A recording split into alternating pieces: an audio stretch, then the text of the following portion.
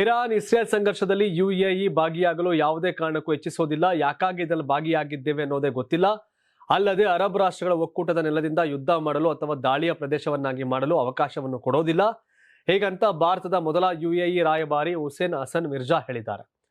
Iran ಹಾಗೂ ಇಸ್ರೇಲ್ಗೆ ಪ್ರಧಾನಿ ನರೇಂದ್ರ ಮೋದಿ ಒಂದೇ ಒಂದು ಫೋನ್ ಕಾಲ್ ಮಾಡಿದ್ರೆ ಸಮಸ್ಯೆ ಬಗೆಹರಿಯಲಿದೆ. ನೀವು ಸಣ್ಣ ಆಗ್ಬೇಕಲ್ವಾ? ಅದು ಒಂದು ಉತ್ತಮ ಆಹಾರದಿಂದ ಸಣ್ಣ ಆಗ್ಬೇಕಲ್ವಾ? ಪ್ರತಿದಿನ ನಮ್ಮ ಜೀನಿ ಸ್ಲಿಮ್ ನ ಯೂಸ್ ಮಾಡಿ ಯಾವುದೇ ಸೈಡ್ ಎಫೆಕ್ಟ್ ಇಲ್ದಂಗೆ ನೀವು ಸಣ್ಣ ಆಗ್ತೀರಾ. ನಮ್ಮ ನೆಲದಲ್ಲಿ ಆಗುತ್ತಿರತಕ್ಕಂಥ ಯುದ್ಧವನ್ನ ಪ್ರಧಾನಿ ಮೋದಿಯಿಂದ ನಿಲ್ಲಿಸಲು ಸಾಧ್ಯ. ನಿಜವಾಗಿ ಹೇಳಬೇಕೆಂದ್ರೆ ಈ ಯುದ್ಧದಲ್ಲಿ ನಾವ್ಯಾಕೆ ಒಳಗಾಗಿದ್ದೇವೆ ಅನ್ನೋದೇ ಗೊತ್ತಿಲ್ಲ. ಅಬುದಾಬಿ ಸೂಕ್ಷ್ಮ ಭೌಗೋಳಿಕ ವಲಯದಲ್ಲಿ ಇದ್ದು ಅಬ್ರಹಾಂ ಒಪ್ಪಂದದ ಪ್ರಕಾರ ಇಸ್ರೇಲ್ನ ಪಾಲುದಾರ ರಾಷ್ಟ್ರವಾಗಿದ್ದು ಇರಾನ್ನ ನೆರೆಹೊರೆಯ ದೇಶವೂ ಆಗಿದೆ. ಇದರಿಂದ ಅರಬ್ ರಾಷ್ಟ್ರಗಳ ಒಕ್ಕೂಟಕ್ಕೆ ಇದು ಉಪಯುಕ್ತವಾಗಿದ್ದು ಎರಡೂ ದೇಶಗಳ ನಡುವೆ ನಾವು ಮಾತುಕತೆ ನಡೆಸಬಹುದಾಗಿದೆ. ಅಲ್ಲದೆ ಪ್ರಧಾನಿ ಮೋದಿಯವರ ಬಗ್ಗೆ ಗಲ್ಫ್ ನಾಯಕರಿಗೆ ಗೌರವ ಇದೆ. ಅಷ್ಟೇ ಅಲ್ಲ, ಸಾರ್ವಜನಿಕವಾಗಿ ಹಾಗೂ ಉದ್ಯಮಗಳೊಂದಿಗೆ ಉತ್ತಮ ಸಂಬಂಧವಿದೆ.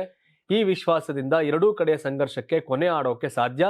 ನಮ್ಮ ನೆಲದಲ್ಲಿ ಆಗುತ್ತಿರುವ ಯುದ್ಧವನ್ನ ಪ್ರಧಾನಿ ಮೋದಿಯಿಂದ ನಿಲ್ಲಿಸಲು ಸಾಧ್ಯ ಎಂದು ಯುಎಇ ರಾಯಭಾರಿ ಹುಸೇನ್ ಹಸನ್ ಮಿರ್ಜಾ ವಿಶ್ವಾಸವನ್ನು ವ್ಯಕ್ತಪಡಿಸಿದ್ದಾರೆ.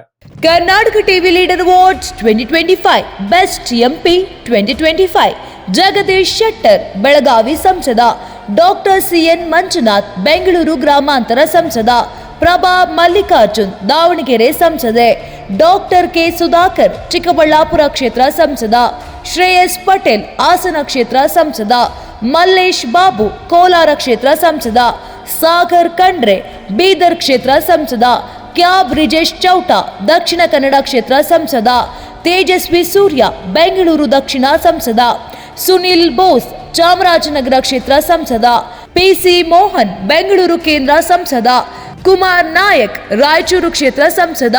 ಕರ್ನಾಟಕ ಟಿವಿ ವಾಟ್ಸ್ಆಪ್ ಚಾನೆಲ್ ಮೂಲಕ ವೋಟ್ ಮಾಡಿ ಹಾಗೂ ಇವರಲ್ಲಿ ಬೆಸ್ಟ್ ಎಂಪಿ ಯಾರು ಕಮೆಂಟ್ ಮಾಡಿ.